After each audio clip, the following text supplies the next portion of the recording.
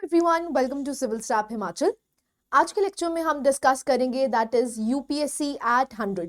सो 1926 से 2025 तक यहाँ पर यूपीएससी को 100 साल हो चुके हैं। और आज भी क्या ये यूपीएससी स्टील फ्रेम है हमारे इंडिया का, या फिर आपको देखने को मिल रहा है कि कुछ चेंजेस और रिफॉर्म्स की बहुत ज़्यादा ज़रूरत है। सो यूपीएससी के बारे में डिटेल में डिस्कस करेंगे और इस सेशन से आपको पता चलेगा कि किस तरह से यूपीएससी एक मेरिटोक्रेसी की बॉडी बन चुकी है। Let's start the session without wasting any time.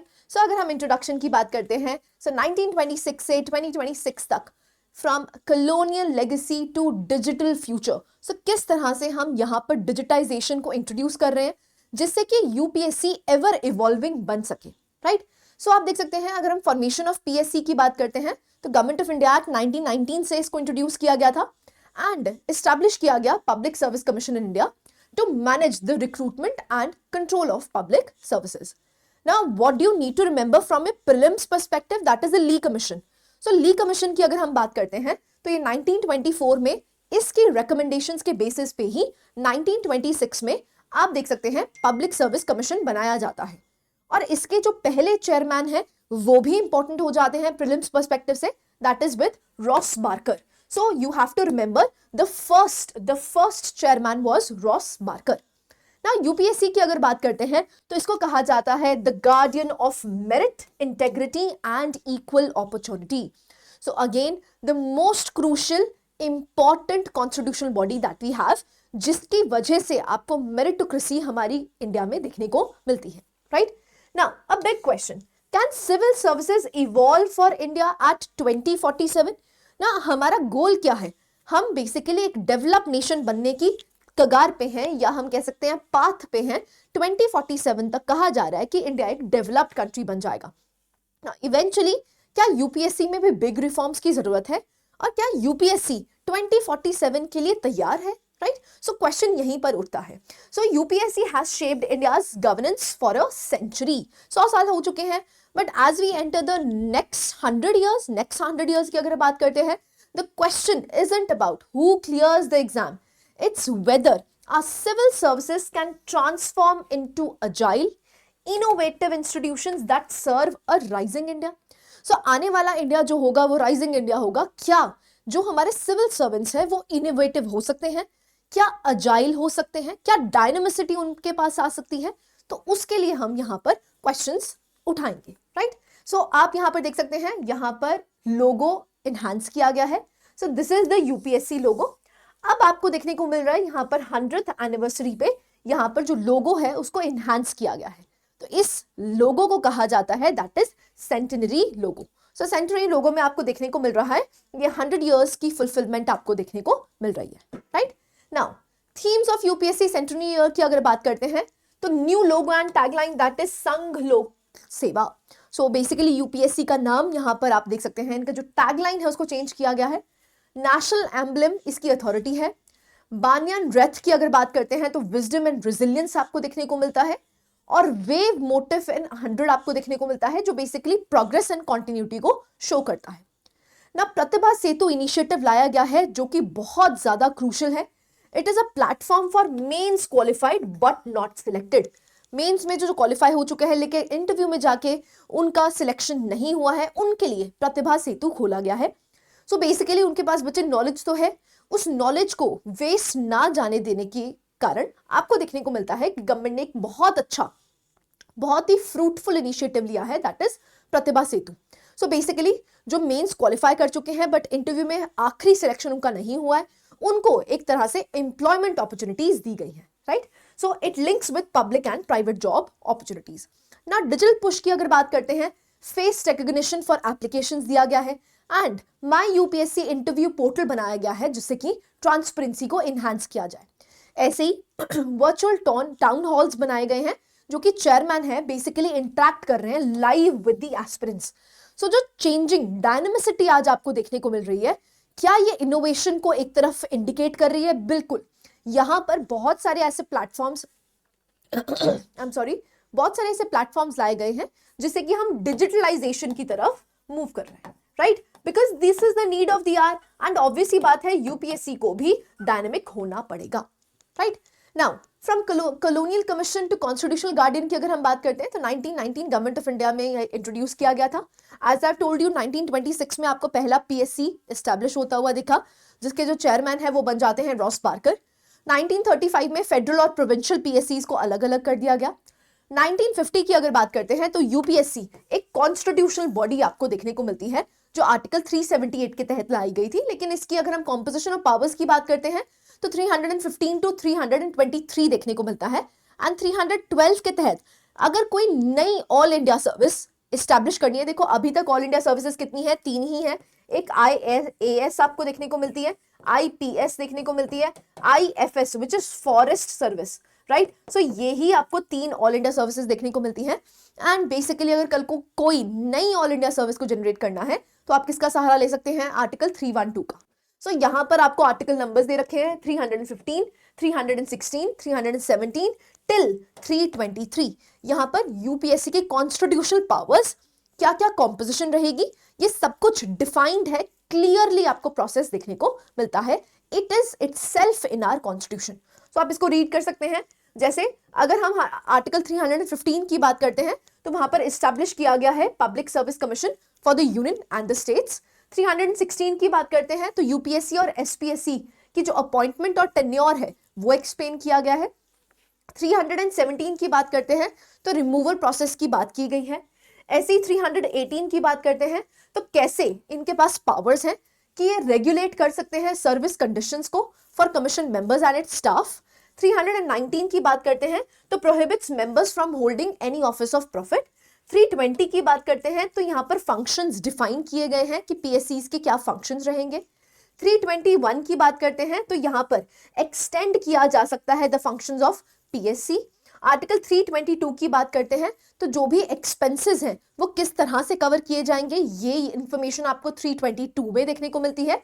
323 की बात करते हैं तो it mandates reports from the पीएससीज। सो ये जो भी रिपोर्ट्स हैं, एनुअल रिपोर्ट्स हैं, ये किसको देते हैं, ये प्रेसिडेंट को देते हैं और प्रेसिडेंट फिर ले डाउन कहां पर करते हैं, that is to both the houses of the parliament, right. So जितनी भी फंक्शनिंग है, जितने भी इनके पावर्स, जितनी भी इनकी रेगुलेटिंग पावर्स हैं, ये सारी आपको 315 to 323 of the Indian constitution देखने को मिलती है, राइट। ना रिफॉर्म्स की अगर बात करते हैं, because it is the need of the our.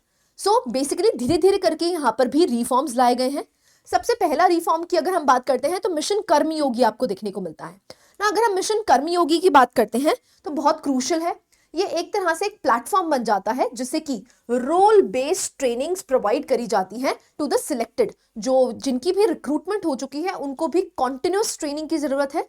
तो इसीलिए आपको ये प्लेटफॉर्म देखने को मिलता है जिससे कि जो भी चेंजिंग डायनामिसिटीज आपको देखने को मिल रही हैं, आपका रोल भी इनहांस हो, आपका स्किल सेट भी इनहांस हो, इसीलिए ये कॉन्टिन्यूस ट्रेनिंग प्रोवाइड करता है। So this is mission Karmayogi. Lateral entry को भी यहां पर आप कह सकते हैं एक तरह से सिग्निफिकेंस मिली है। So specialist now are inducted at the senior levels, right. 360 appraisal की अगर बात करते हैं तो पीयर, सबऑर्डिनेट और स्टेक होल्डर का फीडबैक लिया जाता है। डिजिटल गवर्नेंस टूल्स देखते हैं जैसे CPgrams हो गया, ई समीक्षा हो गया, एस्पिरेशनल डिस्ट्रिक्ट डैशबोर्ड बनाया गया है जिससे कि एक तरह से कॉन्टिन्यूस प्रोग्रेस देखी जा रही है। जितने भी आपको यहाँ पर IAS ऑफिसर्स देखने को मिल रहे हैं उनकी किस तरह से प्रोग्रेस चल रही है, उनके डिस्ट्रिक्ट में किस तरह से वो परफॉर्म कर रहे हैं, उसकी एक कॉन्टिन्यूस इवैल्यूएशन आपको देखने को मिल रही है, right. So assistant secretary programmes, so IAS officers exposed to union policy making, किस तरह से एक्सपोजर इनका स्किल एनहांसमेंट करी जा रही है। तो यहाँ पर आप कह सकते हैं एक तरह से टेक्निकल रिफॉर्म्स लाए जा रहे हैं ना। मेजर चैलेंजेस क्या एग्जिस्ट करते हैं, सबसे पहले आज भी आपको देखने को मिलता है रेड टेपिज्म। सो यहाँ पर पॉलिटिकल इंटरफेरेंस और करप्शन और इनएफिशिएंसी आज भी आपको देखने को मिलती है। डोमेन एक्सपर्टीज गैप है क्योंकि आज भी जो IAS का पेपर आपको देखने को मिलता है वहां पर जितने भी रिक्रूट्स आते हैं वो क्या है, they R generalist in approach ना, स्पेशलाइजेशन नहीं है।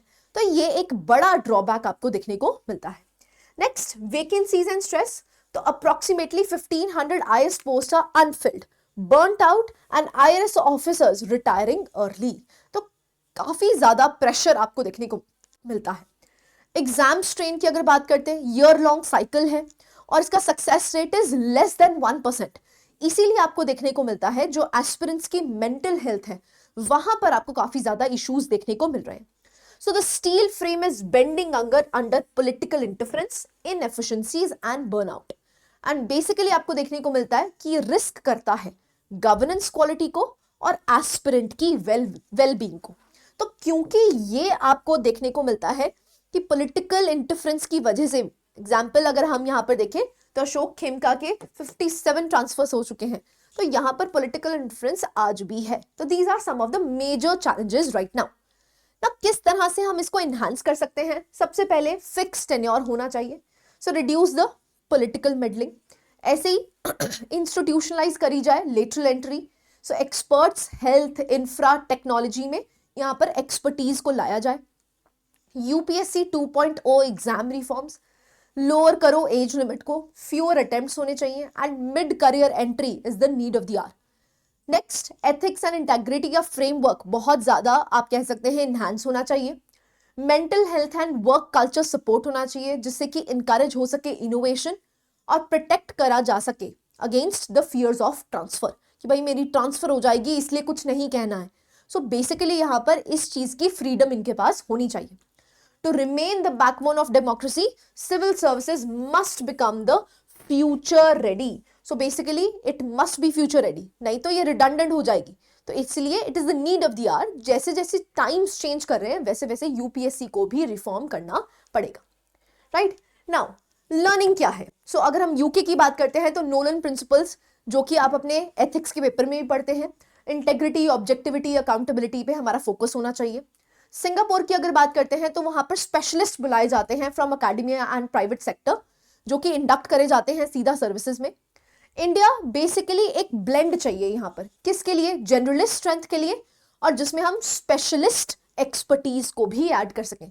तो ऐसा नहीं है कि बिल्कुल रिमूवल कर दिया जाए, क्योंकि जब हम जर्नलिस्ट की बात करते हैं उनके पास एक वाइडर नॉलेज होती है, तो ऑब्वियसली बात है उसकी तो जरूरत है ही, लेकिन कुछ ऐसे आपको एरियाज देखने को मिलते हैं जहां पर स्पेशलाइजेशन की जरूरत है। जैसे जब हम इनोवेशन की बात करते हैं, स्किल एनहांसमेंट की बात करते हैं, टेक्नोलॉजी इंप्रूवमेंट की बात करते हैं, हेल्थ की बात करते हैं, यहां पर आपको स्पेशलिस्ट ही चाहिए।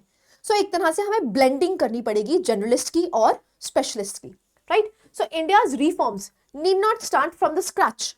जो भी ग्लोबल सिविल सर्विसेज हैं वो बेसिकली एक तरह से यूजफुल मॉडल्स बन जाते हैं एक्सपर्टीज एंड एथिक्स के। सो उससे हम सीख सकते हैं। तो आप देख सकते हैं अगर हम यहाँ पर यूपीएससी 800 की बात करें तो आगे आने वाले 100 सालों की हम यहाँ पर बात करें तो बेसिकली स्टील फ्रेम से हमें किस तरफ मूव करना चाहिए? डिजिटल एंड एथिकल बैकबोन पे। तो जिसको हम कहते हैं the steel frame of India, उसको ट्रांजिशन करनी चाहिए। किस तरफ ट्रांजिशन करनी चाहिए? डिजिटल एंड एथिकल बैकबोन में। सो सिविल सर्वेंट्स एक इनोवेटर्स होने चाहिए, ना कि जस्ट इम्प्लीमेंटर्स। ये नहीं है कि जो ऑर्डर है वो सिर्फ उसको माने या इंप्लीमेंट करे, सिर्फ इम्प्लीमेंटर्स नहीं होने चाहिए, they should be innovators. Right, so people first governance होनी चाहिए और प्रोसेस फर्स्ट गवर्नेंस नहीं होनी चाहिए। तो it must be people oriented. Right, so India at 47 जो सिविल सर्विसेज है वो एक की ड्राइवर बन जाता है of becoming a global power. So as India marches to 2047, now the question is, can UPSC shape a civil service that is transparent, ethical and adaptive enough to drive India into the future? So your role क्या है? UPSC is not just about exams, it's about shaping India's future. Now what do you think? क्या आपको लगता है क्या lateral entry एक way forward है? Please do discuss in the comment box, जिससे कि आपकी मेंस की प्रिपरेशन भी हो पाएगी। क्या आपको लगता है जो लेटरल एंट्री है या एक्सपर्टीज का आना है, क्या ये फ्रूटफुल रहेगा? Should UPSC reform it's exam structure? क्या एग्जाम स्ट्रक्चर को रिफॉर्म करने की जरूरत है? जैसा आपको प्रीलिम्स, मेंस और इंटरव्यू देखने को मिलता है, क्या इस प्रोसेस में कोई चेंजेस लाने की जरूरत है? Please do comment in the comment box. Right, so this was it from my side. I hope you like the lecture. Thank you very much.